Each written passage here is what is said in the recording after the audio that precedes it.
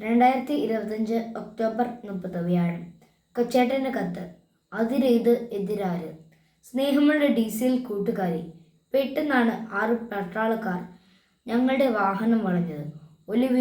Olive green കളർന്ന ഇരുണ്ട നിറത്തിലുള്ള യൂണിഫോമിൽ, കൈകളിൽ AK-203 റൈഫിലും ജാഗ്രതയുള്ള നോട്ടവുമായി അവർ ഞങ്ങളുടെ അടുത്തെത്തി.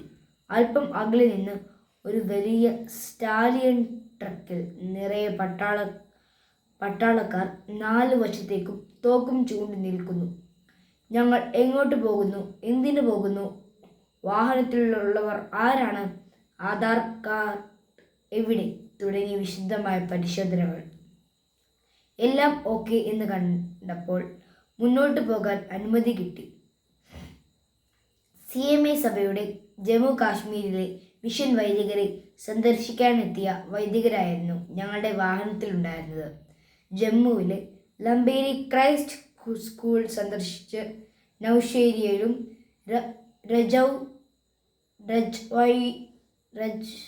രജൌരിയിലും പൂഞ്ചിയിലും ദിഗ്വാറിലുമുള്ള വിദ്യാലയങ്ങൾ, മിഷൻ പ്രവർത്തന മേഖലകളും ലക്ഷ്യം വെച്ചാണ് ഞങ്ങൾ യാത്ര ചെയ്തത്.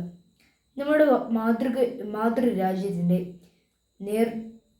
നെറുകയിലൂടെ സൃഷ്ടാവിൻ്റെ വിസ്മയ നിർമ്മിതികൾ പോലെ ഉയർന്നു നിൽക്കുന്ന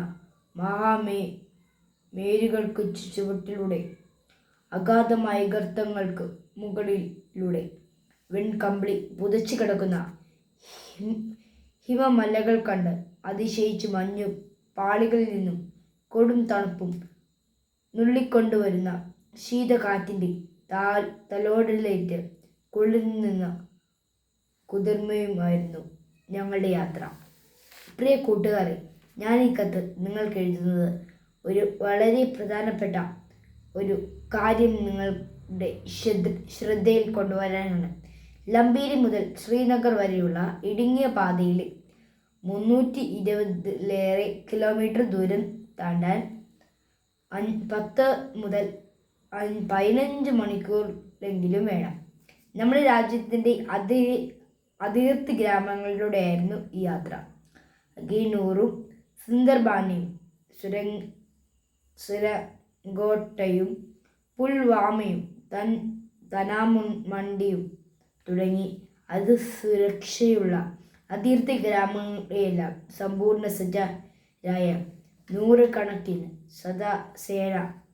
സദാ നേരവും കണ്ണ് ചിമ്മാതെ കാവലിരിക്കുകയാണ്.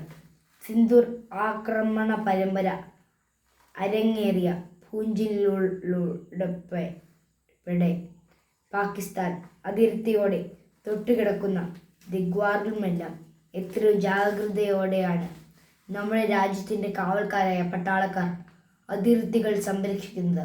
നമ്മുടെ രാജ്യത്തിന് അതിർത്തികളുണ്ട്, അതിനപ്പുറത്ത് അയൽ രാജ്യങ്ങളുണ്ട്. ഇന്ത്യയുടെ സൗഹൃദവും ശത്രുതയുമുള്ള രാജ്യങ്ങളുടെ ഉണ്ട്.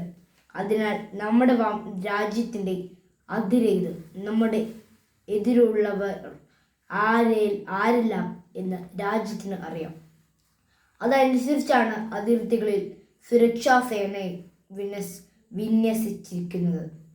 നമ്മുടെ ജീവിതവും ലക്ഷ്യവും നമ്മുടെ വ്യക്തിത്വവും ബന്ധങ്ങളും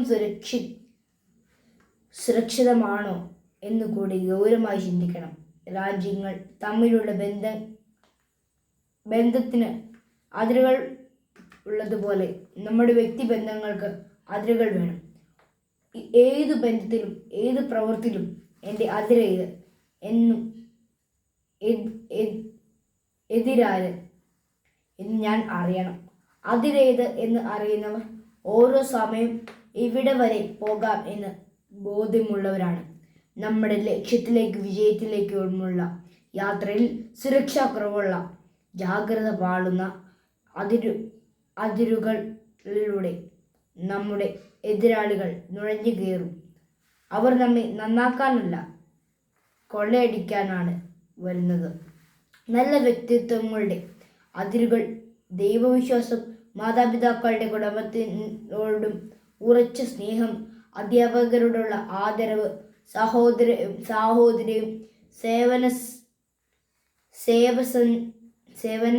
സേവനസന്നദ്ധ, കൃത്യനിഷ്ഠ, അച്ചടക്കം, സത്യസന്ധത, നീതിബോധം തുടങ്ങിയ കരുത്തുറ്റ മൂല്യങ്ങൾ പട്ടാളക്കാരായി ജാഗ്രതയോടെ കാവൽ നിൽക്കുന്നുണ്ടാകും. ഇത് ജെൻസി കാലം. നവമാധ്യമങ്ങളും ഇൻ്റർനെറ്റും നമ്മുടെ ധാർമ്മിക മൂല്യങ്ങളെ കീഴ്പ്പെടുത്തി നമ്മുടെ വ്യക്തിത്വ സുരക്ഷയിലേക്ക് അതിനുശേഷം നടത്തുന്നുണ്ട്. നമുക്ക് പരിശോധിക്കാം. ചില അപരിചിത സൗഹൃദങ്ങൾ നമ്മുടെ നന്മമൂല്യ സേനകളെ തകർത്ത് നുഴഞ്ഞു കയറി നമ്മുടെ ജീവിതം അരക്ഷിതമാക്കുന്നുണ്ട്. നമ്മുടെ ഉള്ളിലും കുടുംബത്തിലും ആഭ്യന്തര കലാപത്തിനും കാരണമാകുന്നുണ്ട് എന്ന് ശ്രദ്ധിക്കാം. എപ്പോഴും സ്വയം ചോദിക്കാം, എൻ്റെ എതിരായത്. ആശംസകളോടെ സ്വന്തം ചേട്ടൻ.